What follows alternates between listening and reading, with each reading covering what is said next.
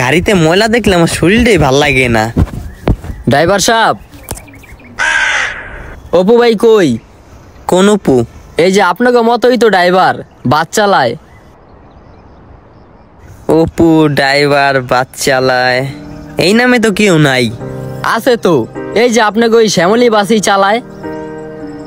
আপনার মনে হয় অন্য স্ট্যান্ডে যাওয়ার কথা ভুলে এই স্ট্যান্ডে আয়া পড়ছেন। না, এই স্ট্যান্ডের এই গাড়ি চালায়। অপু নামের এই জায়গায় কেউ নাই ভাই, আপনি খুঁজেন। কে, আপনি কি এই জায়গায় নতুন? না, আমি নতুন না, আমি এই জায়গায় অনেক বছর ধরে আছি। তাইলে আপনি অনেক বছর ধরে আছেন, আপনি আমার অপু ভাইরে চিনবেন না? হ্যাঁ, তো 3-4 মাস ধরে এই জায়গায় বাস চালায়। ভাই চিনি না ভাই, আমি কি চিনলে আপনারা না করতাম? আপনি কোন গাড়ি চালান? মানে আমি জিজ্ঞাইছি আপনি কোন গাড়ি চালান। কে? আপনি যদি শ্যামলী গাড়ি না চালান তাহলে আমি বুঝতে পারবো আপনি হারে চিনেন না। শ্যামলী চালাই। দৌড় মিয়া, তাইলে তো আপনি মনে হয় ঠিক মতো কাম কাজই আহেন না মিয়া। কাম কাজে ফাঁকিবাজি দেন, তাইলে তো চিনার কথা আছিল। হবে, আমি ঠিক করে কামে আহি না, এই ড্রাইভারই ভাল লাগে না। এই যে আজকে আইছি, আবার ধরেন 2-3 বছর পরে আমু। দেখছেন দেখছেন, আমি সঠিকটা ধরছি না? হ ভাই, আপনি সঠিকটাই ধরছেন।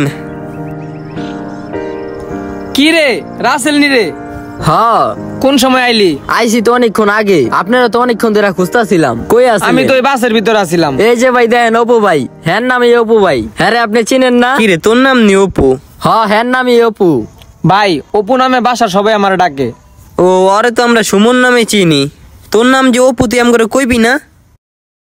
ভাই এটা আমার ছোট ভাই, ও একটু কাজের জন্য আমার কাছে আসছে। আরে ভাই, আপনার কথা এর কাছে জিগাইতাছি। হ্যাঁ ও ড্রাইভার, আপনিও এই ড্রাইভার? বেটা কি কস? হ্যাঁ ড্রাইভার না। শোনেন না, হ্যাঁ রে আমি। এই! হ্যাঁ 3 বছর মালিক।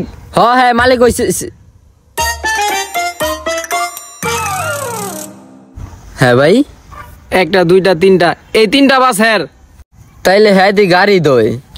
হ্যাঁ এমনই রে, হ্যাঁ একজন মাটির মানুষ। বুঝতে পারছিলি তুই প্রথমে রে? না। হ্যাঁ মনে কোনো অহংকার নাইকা। হ্যাঁ যে কটা বাসের মালিক আছে হেরা মাসে একবারও আহে না। হ্যাঁ এগো ম্যানেজারে পাঠায়। আর ভাইয়ের নিজের বাস নিজেই প্রতিদিন ধুয়, হেল্পারও ধুইতে দেয় না। হেল্পার রে কয় তুই ব, আমি বাস ধুই, সব কামই নিজে করে। ভাই আপনারা দেখলে বোঝা যায় না। বুঝে লাভ কি? বুঝে এত কোনো লাভ নাই, আর বুঝানোর কোনো প্রয়োজন মনে করি না।